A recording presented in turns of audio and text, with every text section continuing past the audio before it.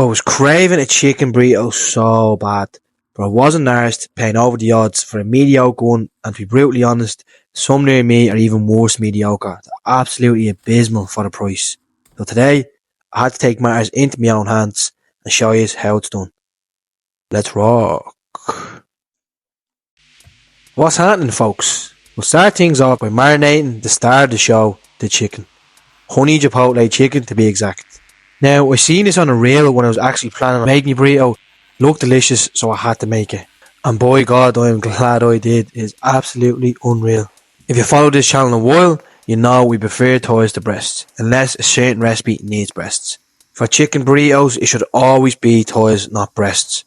A couple of weeks back, I got a burrito that was just stuffed with big chunks of dried chicken breast, and it was absolutely dog shit. Worst burrito I've ever had, so please don't do that. Always use thighs.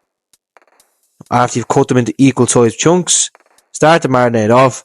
We add in 1 teaspoon of cumin, black pepper, oregano, whatever you want to call it, smoked paprika, then 1 tablespoon of chili powder, salt, olive oil, 2 tablespoons of chipotle paste or blended chipotle peppers, wherever you can get your hands on. I know living in the UK and Ireland, it's a bit tricky to get ingredients like that sometimes.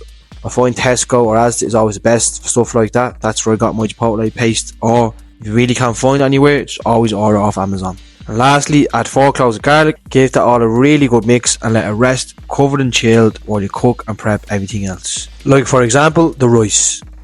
For the rice, I just made a super easy cilantro lime rice. I made enough for around 3 portions, and I'll use the leftover for some meal preps. Add 2 cups of long grain rice to a strainer, give it all a really good rinse and get all that excess starch off, and add it to the rice cooker along with 3 cups of water. If you don't have a rice cooker, just please go get one and thank me later. Then finally chop all the cilantro, and we'll use around 80% of that for the rice and the rest of it for the pico de gallo. When the rice is cooked, add the juice of 1 lime, the cilantro / coriander, a splash of olive oil, good knob of butter, then a pinch of salt and pepper to finish it off. For the next filling, I made some beans. The beans I used were black beans. Now you use whatever beans you prefer in your burrito. You can even go ahead and use chickpeas if you'd like.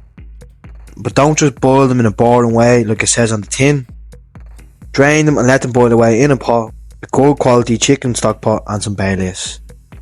Bring it to a heavy boil for around 1 minute, then turn it down to the lowest heat and let it simmer and soak up the majority of that chicken stock. And this is going to take a couple of minutes, so it'll be a good idea to go off and do other things you need to make or do a bit of cleaning.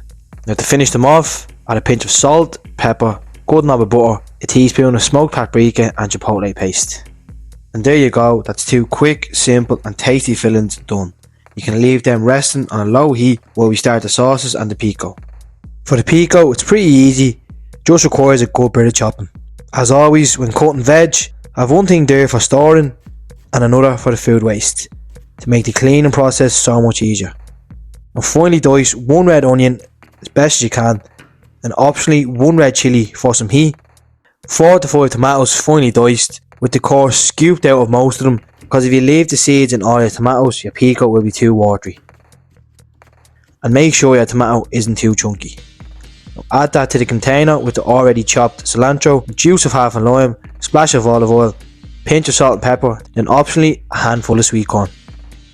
Next, if you want, you can do a traditional guacamole for your other sauce / topping, but I went ahead and made an avocado crema sauce, which I use for the next 3 days on top of my meals for me and my friend.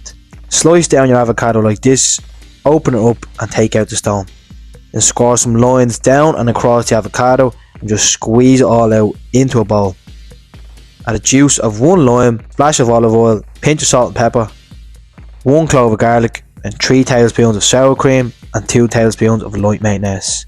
If you have a blender or a food processor, whack that in and use that until you have a smooth, saucy consistency like this. But if not, just smash it all together for a bit and add it into a jug along with a splash of water and use a hand blender. Pour all of that into a sauce bottle and there you go, it's creamy avocado crema for the next few days. Simple as that.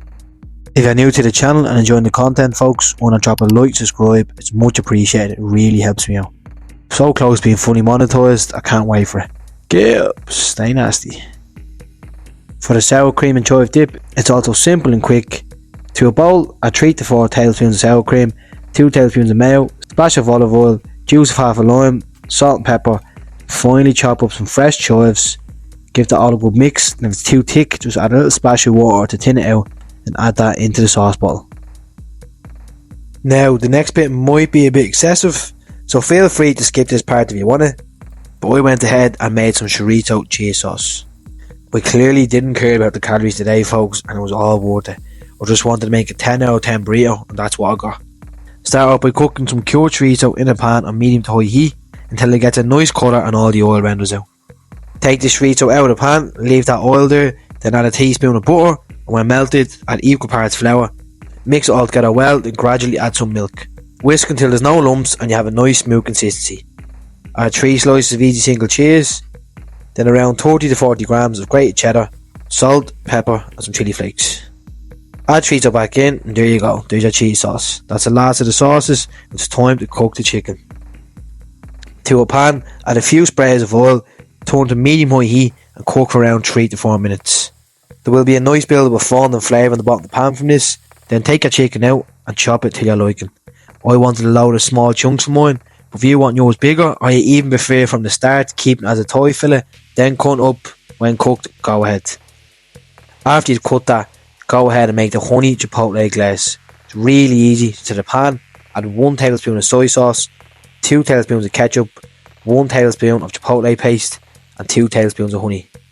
Add back in the chicken, give it all a good mix and cook together for around a minute. Now it's time for the assembly. And make sure you have an XL tortilla wrap for this. You don't just want to use a normal wrap. The XL one is how you make a proper burrito. And lay it out on some tin foil, then begin to add all the toppings. Now I know this is a lot of prepping, cooking and ingredients to make, but everything here you can use for the next 3 days for a variation of different meals. The only thing that you can't use the next day is cheese sauce. Once that's cooked and you're done with it, it's done. And the good thing is everything will taste nicer the next day, especially chicken, so trust me, it's all well worth it.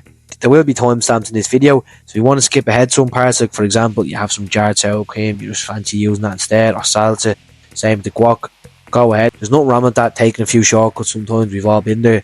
And don't be afraid to be generous with the toppings. And if it's too full to wrap, just take some toppings out, adjust it and go again. And don't worry if it gets a little bit messy. When you tuck it and fold it in properly and roll it in the tin foil nice and tight, it will all be fine. And cut down the middle of that and enjoy that beautiful cross section. Now look, this is the way a burrito should be. Look, packed. If you can't finish it, you have it with somebody. But I'm sick of getting small, underwhelming, overpriced burritos. Like, look at that.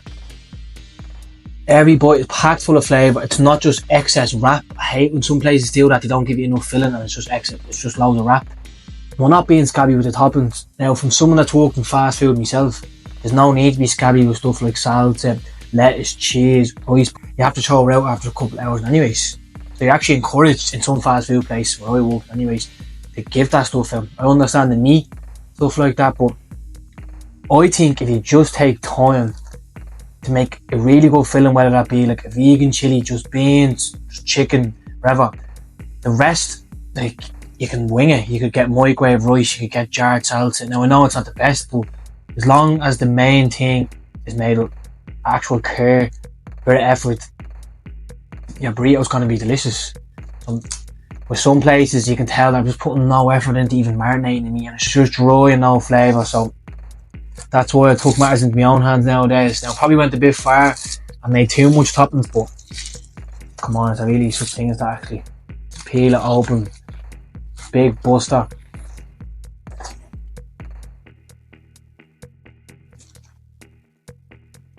Some more sauce, there we go.